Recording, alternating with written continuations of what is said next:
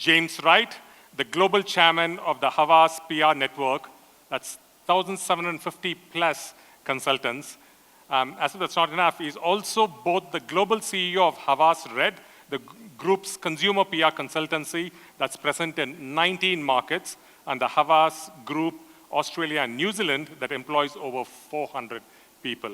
In 2023, James was named PR News People of the Year in the Agency CEO category, and also the PR Week Asia named him Asia Pacific PR Agency Head of the Year. Awesome stuff. James has traveled all the way from Sydney, Australia to be with us, and he's going to be talking on From Now to Next, Get Ready for the Thirsty 30s. Ladies and gentlemen, with a big round of applause. Yeah, I've worked at HAVAS for 14 years, and you collect job titles the longer you work there. So anyway, I'm here to talk about PR. I'm going to do a bit of future gazing actually for you now, a little bit provocative, I think, about where I'm seeing the industry, where it is today, where it's been, and where it's going. And we're going to explore a powerful shift in consumer behavior and brand strategy from the chaos of the raging 2020s that we're living in right now to the opportunity-rich, thirsty 30s. This isn't just a forecast, it's a call to action for brands and PR professionals to evolve, to connect, and to lead with empathy. And with this, I'm going to talk about a shift of what I'm seeing from storytelling to story living. They also did want me to say a few things about HAVAS Red. So this is the agency that I'm the global CEO of.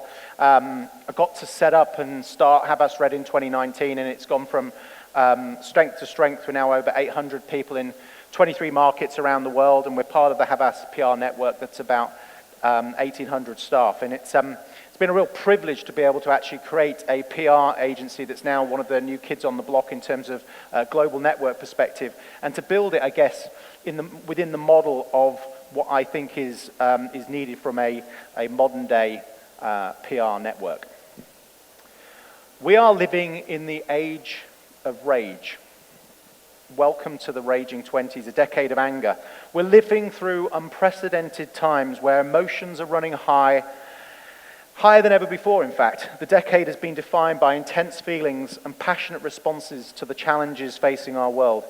Understanding this emotional landscape is crucial for brands and communicators who want to connect authentically with their audiences. And we're now halfway through the raging 20s. And it really has been a decade that has been defined by anxiety and really emotional exhaustion. The numbers tell a stark story. Today, 300 million people around the world are struggling with anxiety, and adding to this anxiety is this looming threat of technological disruption. A report from McKinsey states that 55% of consumer sector workers' current activities could be automated by 2035, creating deep uncertainty about job security and future livelihoods. Anxiety has become a defining characteristic of our era, affecting decision-making, consumer patterns, and how audiences engage with brands and messages. And fueling this anxiety further is, of course, financial insecurity. 7 in 10 people globally feel financially insecure due to rising inflation, conflict, and digital disruption. Here in India, 63% of consumers report cutting back on non-essential spending.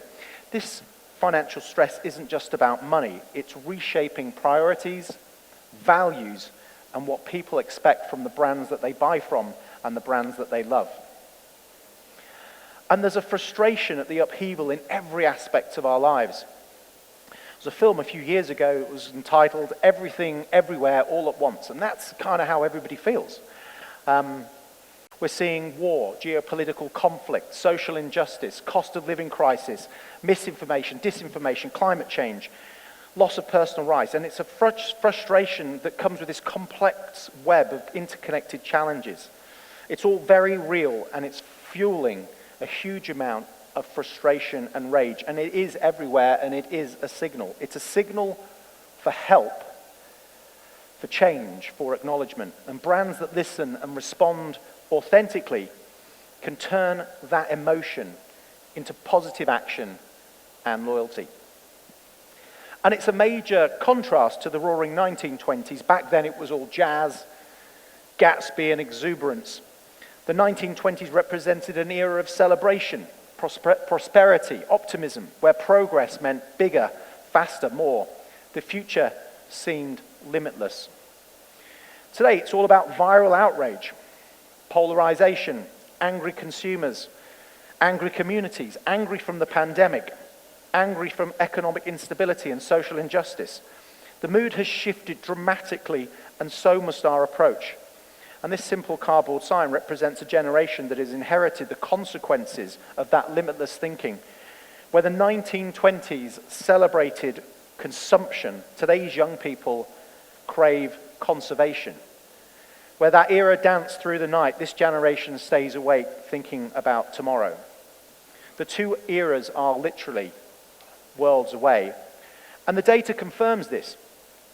And it confirms what we're seeing culturally.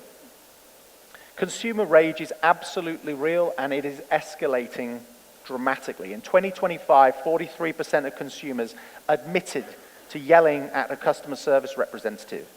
Nearly 1 in 5 admitted to being uncivil towards a brand simply because they feel there was a perceived misalignment of their values.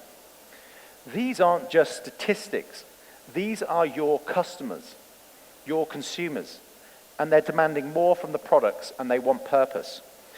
And consumers are just less patient, more demanding, and increasingly willing to express their dissatisfaction verbally. But then here's the opportunity. Anger is passion, and it's a powerful emotion, and you can redirect that. Brands that acknowledge rage and respond with empathy can build deeper connections. And this is our moment to turn tension into trust. So as we look ahead, we see a shift from rage to resonance. The thirsty 30s will be defined by conscious consumption, sustainable living, and an emotional connection. Consumers won't just be ready for what's next, they're going to be thirsty for it. And the catalyst to the thirsty 30s is about to meet an unprecedented amount of opportunity. This isn't just another decade. This is when generational rage transforms into generational power. When frustrated youth grows up and become empowered leaders. When angry voices are now the decision makers. The thirsty 30s isn't just about age, it's about appetite.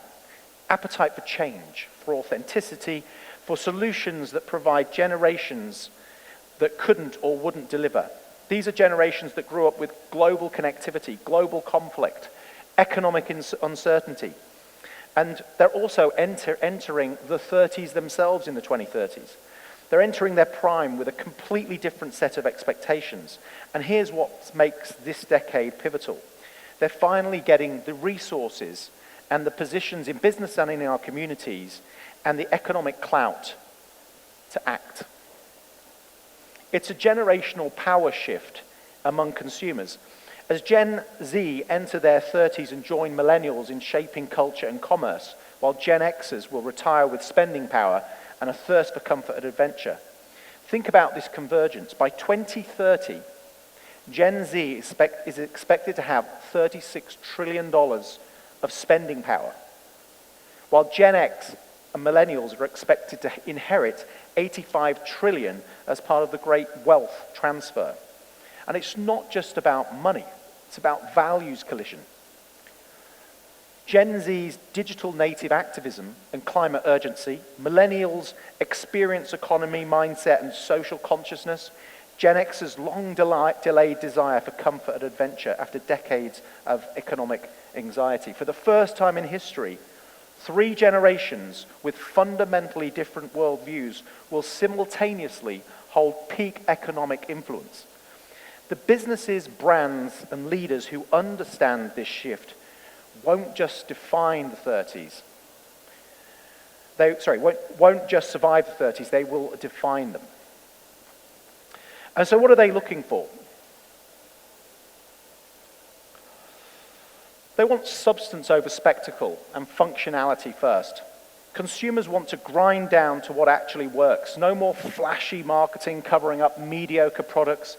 No more spectacle masking poor substance. They've inherited this world of broken promises and empty advertising. So now they're saying, show me it works, prove it delivers, and make it functional. They want brands to do the hard work of actually solving problems, not just talking about solutions. They want the real ingredients, the actual impact, the measurable results. Previous generations were taught to seek shelter from problems, for instance. They were told to hide from climate change, avoid economic uncertainty, wait for someone else to fix social issues. But these consumers, they're not taking shelter anymore. They're taking ownership of the storm itself. Climate anxiety has become sustainable life choices. Economic uncertainty becomes entrepreneurial thinking. Social issues become personal missions. That umbrella there isn't just protection, it's a tool for action. They are using their newfound economic power not to escape problems, but to find solutions. And brands that give them agency over anxiety and move them from obligation to aspiration and from feeling underwhelmed to feeling a sense of ownership and control will be the ones that win their trust and loyalty. They want brands to shift from guilt-driven messaging about sustainability to messages that empower and lead to meaningful results. They want experiences that span the virtual and real world, what we refer to as phygital, including immersive engagement opportunities, sensory tech, and so on. They want control over their data, over the quality of information that they are receiving, and they are thirsty for human connection, empathy, authenticity, trust. So it's time to move hearts before headlines. For too long, brands have focused on grabbing attention. The loudest ad, the catchiest slogan, the most viral moment. But now the new consumers are seeing right through that. They want brands to light up their values, not just their feeds. They're looking for that spark of genuine connection, that moment when they realize a brand truly understands not just what they want to buy, but who they want to be. The headline might get them to look, but only the heart connection will get them to stay, to buy, to advocate, and to build a relationship. For me, in the thirsty 30s, the brands that survive won't be the ones that shout the loudest. They're the ones that resonate the deepest. So how do we do this? I mean, I'll break it down. Obviously, I'm in PR, so I love a good alliteration. So 4 R's for you. And I think these are what is really kind of like we need to understand. Firstly, rage, of course. We need to recognize there's rage and frustration out there, and that there's a genuine crisis of trust, and we've heard that a lot over the last couple of days. We need to be more relevant in a genuine way. And we need to build authentic connections in our relationships, move on from a transactional relationship to a more transformational one. And we need to resonate, emotional connections that bring lasting loyalty. And what does this mean for us in this industry? To accomplish this transformation, you and I as PR and comms professionals also must evolve. The old playbook of press releases, influencer campaigns, awareness-driven content, it's crumbling against this wall of skepticism. When your audience has seen it all and has trillions of dollars to spend elsewhere, every single communication becomes a test. And that's why we must start with leading with trust. In a world of AI and synthetic content, trust is everything. It's not a buzzword, it's a foundation for growth. A recent editorial in Fast Company outlined what they call trustnomics, a framework to show how brands can build trust through moral promises, cultural relevance, and consumer participation. It very much aligns actually with my own thinking, which is that brands must demonstrate their trustworthiness through actions, transparent communications, reliable products, and strong, effective customer service. And it affects every aspect of your business. The talent you attract and you keep, to the investors and regulatory relationships you have, to the end consumer. And building on that, secondly, it means letting go of the so-called old tactics that no longer yield results in this evolution of the consumer market in the thirsty 30s. There are things that undermine your trust quotient. And to what degree going forward is still what to be determined, but what is out, purpose washing is out, making superficial claims without any genuine action. Influencer overload, tapping into influencers and creators who lack authenticity and genuine connection with your brand and customers, and a sales-only strategy that takes a transactional approach without adding to the lives of your consumers and their communities. Align with what's in, become an enabler as a brand. Show them how you can enable them, help them, support them, help them be part of the story. And while technology plays a pivotal role in modern marketing, the human touch remains essential for building meaningful connections with consumers. Human-centric marketing is a paradigm shift that places individuals at the heart of marketing strategies. If you think about Airbnb, they don't sell accommodations, they tell stories of human connection. Their Belong Anywhere campaign focuses entirely on the people who create and experience these moments. We must accept and understand that cultural nuance is non-negotiable, and it's not just about language, it's about values, behaviors, and context. PR must become a bridge between brand and community, rooted in empathy and authenticity. And if you take India, I think it's a perfect case study. By 2030, India's 22 or more official languages won't be seen as a challenge, they'll be seen as 22 opportunities for deeper connection. And the brands that succeed will understand that reaching India requires strategies that go far beyond English or any single language. And ultimately, it's this shift from storytelling to story living. Because I think the future of PR isn't about telling stories, it's about enabling experiences. Building on early pioneers like Patagonia, who began publishing supplier lists and describing socio-ecological impacts of their production processes, by 2030, this kind of transparency won't be innovative, it will be the minimum requirement for consumer trust. What about something fun? Adidas's recent campaign to launch its D-Rose Jump shoes. They placed their collection 10 foot high in their store, and if you could jump up high enough and grab the sneakers, you could have them for free. By 2030, this approach will become standard, how brands will create spaces where consumers will be active participants, not passive recipients. Ask, how do we build trust, not how do we get coverage? Actions speak louder than ads. By 2030, there is no gap between what you do and what you say, because everything is visible and instantly shareable. Your story isn't what you tell, it's what you live. And consumers are documenting everything. And here in India is a great example of story living that I've seen with Royal Enfield, and it stands out to me. That's a brand that has co-created with its entire community, for instance, through its One Ride 2024, where it brought together 41,000 riders across 66 countries, showing how their rider network itself today is its own brand culture.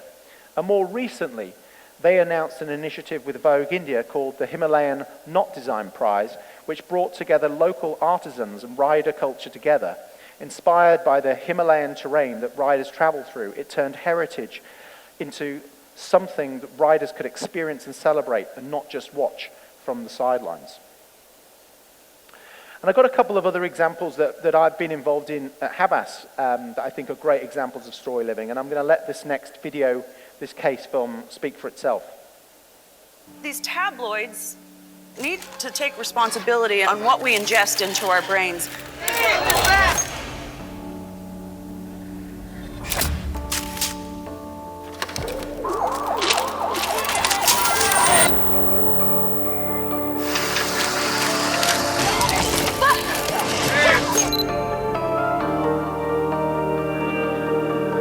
It's been almost 2 decades that I've been covering celebrity news, and this missing issue is unlike anything I've ever seen. It's a big shift when it comes to how celebrity magazines usually cover these types of stories, to focus less on the salacious details and more on the bigger picture. At first look, some would consider us a bit of an unlikely platform to change the way society talks about substance use.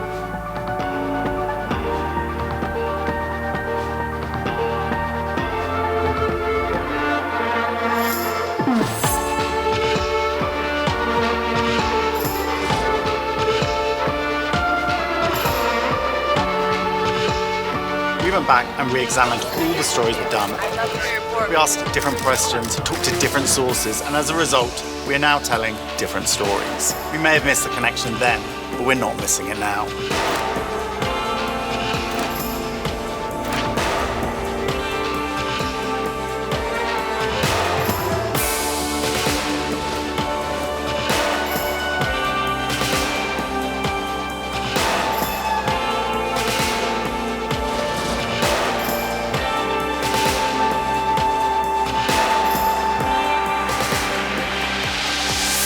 I founded the HAVAS Project the day my 19-year-old son Harris died by accidental overdose.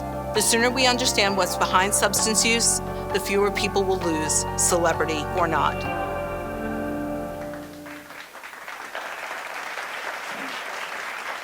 We have a lesser-known example as well, was for Reckitt, which is a global client of ours. They are makers of Dettol, Harpic, Lysol, Nurofen, Durex.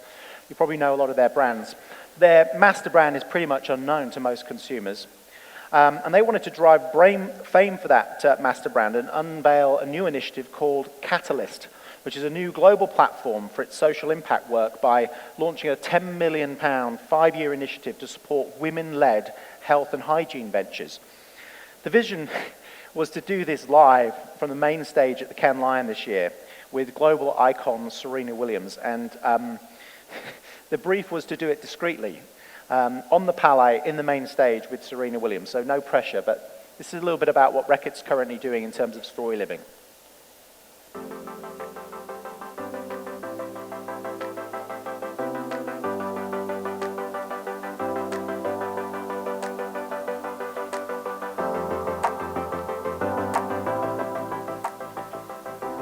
These healthcare entrepreneurs, many of whom are women, are overlooked, underfunded, and this needs to change. They really know what could work for them, what problems are really existing, and what problems are that really need to be solved for them. They are the ones that are delivering care, driving innovation. When you invest in women-led healthcare businesses, there's a really powerful mix of skill and lived experience that makes for great companies.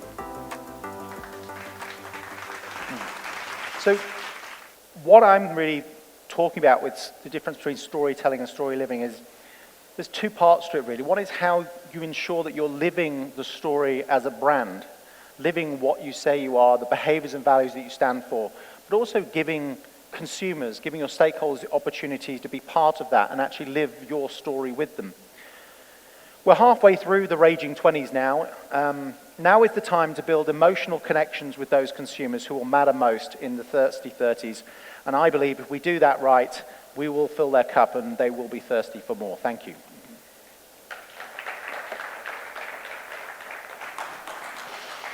Lovely, James. Thank you so much. To have a conversation with James, I want to invite Arpana Kumar Ahuja, Executive Vice President and Head of Corporate Brand and Communications at Jindal Steel. Thank you. James, being the penultimate session means we've had 1.5 days of a lot of provocative statements we've heard. I'm going to pick up one of them from yesterday. Laura kickstarted the session.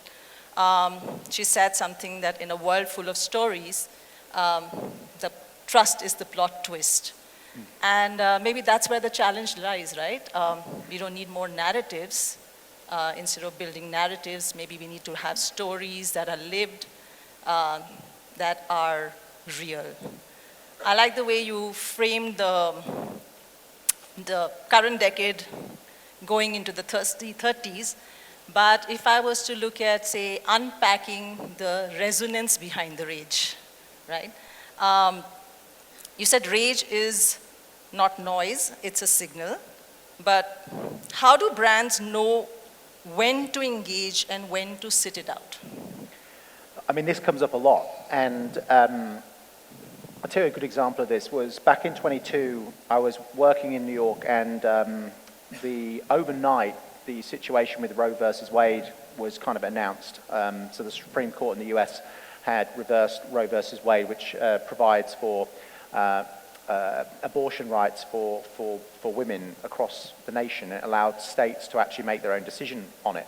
A lot of big companies came out in support of abortion rights, and then a lot of companies sat on the fence. But there was a huge amount of rage going on, a lot of polarization of the issue on university campuses, in media, on the streets. It blew up very, very quickly. I was advising a major retailer in the US. They have stores in every town in every city. And he was really wrestling with this home moral compass with it, but also from a business perspective, because the reality is, he's in pretty much every state. His consumers are from either side of the political spectrum. And it's a balance, right? Because actually what you want to be able to say is actually he has a huge workforce, and his workforce were actually the ones putting him on pressure to actually come out and do something. So, you know, do you come out and actually say, we disagree with what's happened, and potentially become in the firing line with some of your workforce and certainly some of your consumers, or do you find a different way to do it? And so I think you can always address it in different ways. So what we did was we went on a bit of an education sort of strategy to be able to educate people about the need and requirement of reasons why often women need the option for abortion. But also to actually offer parts of their workforce the opportunity, if their state had reversed the Aboriginal rights, but actually to create an employee policy where they would pay for that person to be able to go to another state and have an abortion. So it depends on the organisation, it depends on the issue, as it always does in issues in crisis management, because there is no cookie-cutter approach. But you look at your own values and your own behaviours, and you take the commercial picture as well, because that's important often in these decisions, and you find a way through. I guess this brings us to, the whole issue around trend jacking for the sake of it, and then also how do companies take stand, right? Like exactly what you said, your client had to wait it out, which way to comment, not comment. We've seen that with the whole geopolitical situation, with the wars, etc. Companies either, if they were quiet, they were called out, and if they spoke up, they were called out for the sides that they had to choose. So that conundrum exists, right? Well, it's become a different now, because, and it was really, I was living and working in the US during this time, but like during the early sort of part of the decade, and particularly after the George Floyd murder, was there became a very distinct difference between being an ally and an active ally. Yeah. Right? So it wasn't just acceptable to be able to stand on the side and go, oh, this is outrageous, how on earth could this happen?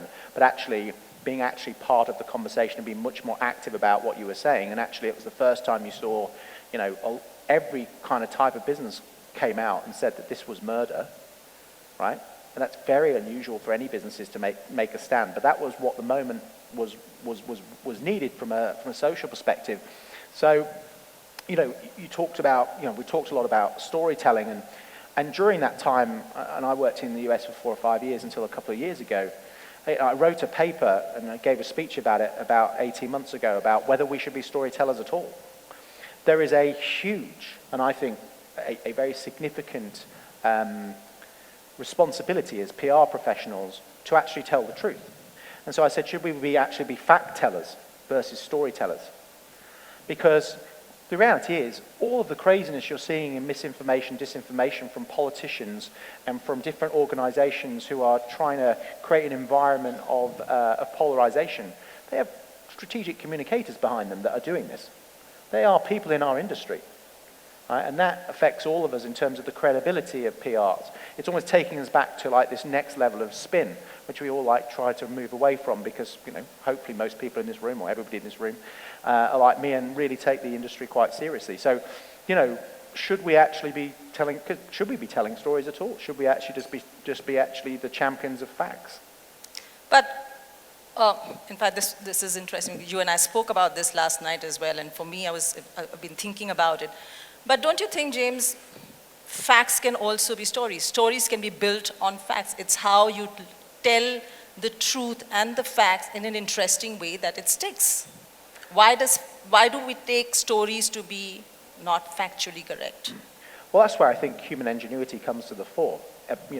We get paid to come up with strategy and ideas, and so it's on us to be strategic and super creative about how we present facts so that actually it resonates and has that deep connection. So I think, that's where we will still always be better than the technologies and tools that sit behind it, because we have that sort of understanding of human nature and what we think will actually resonate. But also, at the end of the day, you've also got to find the best strategy that is going to land and actually make people stand up and actually listen and actually act, or whatever it is you need them to do. You can't just present facts if it's going to be dry and boring. It's got to be kind of interesting and engaging, and that's, why it's great to work in this industry, because that's what we get paid to do. So that's your storytelling story living in action, right? That was what you said, storytelling versus story living. I work with a legacy B2B brand, so for me, I think I definitely want to put this question to you is, can legacy or B2B brands, sectors, steel, manufacturing, walk that shift from storytelling to story living? Yeah, absolutely. And you just find a different way of coming at it. One of our clients is a big one of the big consultancies, one of the big four. And actually, we launched their Instagram page, and actually it's all full of all of the projects that they're behind. These amazing transformative rail projects, airports, real estate projects. And they're behind all of that. They've done all the consultancy work behind it. And actually it's a different way of visualizing what they do. And actually also makes them quite attractive for new generations. It was really a talent attraction campaign. But yeah, it was just a different way of showcasing and telling that story. But also it's living in the real world. It's not you don't come in and speak to KPMG or PwC and they tell you all of these things and then you go away and have to do it. But actually they're behind a lot of what is actually now becoming part of the world and progress. So I think it's just, again, it's what I said earlier, like using your human ingenuity through strategy and ideas to be able to create a new way of telling that story in a way that people can really go, oh wow, you guys are behind that, and think about what steel is doing, in terms of like what the world would look like without it. Absolutely, I think that's what we did. We tapped into that very emotion to build the Steel of India campaign that you and I spoke about. But the other point that you built on was community building, right? You were talking about everyone wants a community, but does every brand need one? Sports, lifestyle naturally do this. Cricket is one of the religions in India, and we've seen IPL, what the fan clubs, Chennai Super King is a classic example, has done.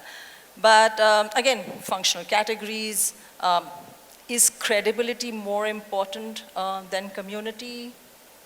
I don't think you can get community now without credibility. We often talk about trying to be in culture, but actually really it's shifted. What actually brands need to be in is in community.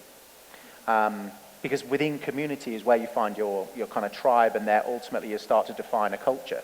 So I think it's actually deeper than that. And so for me, that's where I think no matter what type of brand you are, type of industry you are, the opportunity to be part of a community is super important. And, being proactive around that, I think, is also important, not just reactive to what's happening and, oh, now we need to do something. Those days, I think, have passed. Not for everybody. I think there's still a few, legacy companies and industries that are lagging. And, I'm also not saying that I'm not saying that story living is going to be happening, it only happens in the 2030s. There's great examples now. I'm just saying there's going to be more of it. Yeah, I think, again, authenticity is what will then drive it, right? Of course, credibility. But if you're authentic, you are winning the hearts as well then. Yes, exactly. Yeah, that's what you said. AI has entered the room yet again in this conversation. I think we've had AI in every conversation since the last 2 days. But as AI scales content, how do we keep stories emotional and human? Well, I have a massive issue with AI. It's democratized mediocrity, full stop. And at this stage, it's a toddler at the moment, right? And we're learning a lot about it, and it's helping us. But it's really democratized everything in terms of mediocrity. And I see that. Anyone that judges award shows, you will see this. If you go in to judge any of the major award shows, you'll just see this kind of raft of campaigns that are using AI. And we're not asking the right question about AI. Everyone's asking, could we use AI for this? Can we use it? The question should be, should we be using it? Because some of it's just so ridiculous. It's almost like we want to use AI to be able to do something with our brand so that we look innovative. But actually, it's probably not the right tool to use in that regard. My other point about AI is within our Australia-New Zealand network, I look after all of the group. And the last 6 months, I've been sitting with the media agency, and it's frightening what AI is doing to media agencies in terms of tools and process, automation, trading desks. We're very lucky. We're going to be a fast follower in a lot of this. We're going to learn a lot from that's going to hit the other marketing disciplines a lot harder. And of course, it's hitting us, hard as well, but just not in terms of as hard as it's hitting them. And I totally agree with a lot of what has been said, from other people. It's going to become this sort of superhero partner to us, right? But you need to be smart about how you're utilizing it, because I've also got considerable concerns about AI, right? Because, it is what is driving a lot of misinformation, deep fakes. It is being used to create bias. It's also, I'm a chairman of a big mental fitness and mental health charity. It's also fueling mental health issues around, the standards it's setting in terms of beauty and intelligence. So, I think there's also a responsibility we have as PR professionals, not just around telling facts, but how we're using these technologies. So, what can we as communicators do? Because the point is, it's already entered the room. Yes, you said you're not, you think it has democratized mediocrity, but it's here to stay. So, as leaders, what is it that we can do, especially if we have a lot of young talent here as well? How do we get them to walk this talk? But as I say, I think we've got to take responsibility of it super seriously about how it's being used. And I think, Chris just mentioned about how it's going to take functions away. It'll take certain functions away, and I think that may well be true. And it will just give us more time to do the work that we should be doing, which is the creative and strategy. And actually the value of that, I think, is going to increase. And so in many ways, it may well lift the standards, or should lift the standards of our industry if we use it correctly. But I think it is really down to the industry and industries around it and our clients as well, to understand how best to use it. But also, we've got an education job to do with our clients. That's what I was coming to. Thanks. And I'll give you an example. Let me try and tell this story without giving away, because I'll get in trouble. But we have a client, global client, that literally as part of our contract negotiations, their procurement team has said, you need to lose 10% of the fee year on year now for the next 3 years on this new 3-year contract, because AI is going to make you more efficient. A big global contract, 10% is a significant amount of the money. It's also, half the margin that's probably on that business. And so I was like, okay, let's have a think about that. And so bought some time. And in the meantime, they've sent us a contract through their legal department to check the MSA while we're doing it. So we're running the contract in negotiations with the procurement team. In the contract, global company, in the contract is a clause saying we cannot use AI for their business. So not only is there an education job to be done, it's not necessarily with our direct clients, it's within the rest of the organization, and the legal team just hasn't spoken to the procurement team there. And so but that's a practical example of what's happening. Our time is up. I think we're going to take audience questions, but just quickly, I think the way you framed the raging 20s into the thirsty 30s, our next session, in fact, is going to be with one of our very celebrated Indian film actor, Mr. Amol Palekar. And in my mind, and like I said, the other religion that binds us in India is Bollywood. There was, for most of us in the room, the angry young man of the 70s. We have Amitabh Bachchan as the icon of that. To Mr. Amol Palekar's movies like Golmaal. I think for me, that's how I framed it and wanted to kind of leave that picture for the room to kind of relate more with, that from a lot of noise, it came down to silence and simplicity, and I think that's the framing that you've so nicely done out here. So one word that if you were to leave this audience with, what would that be? Empathy. Okay, on that note, thank you. Thank you, James.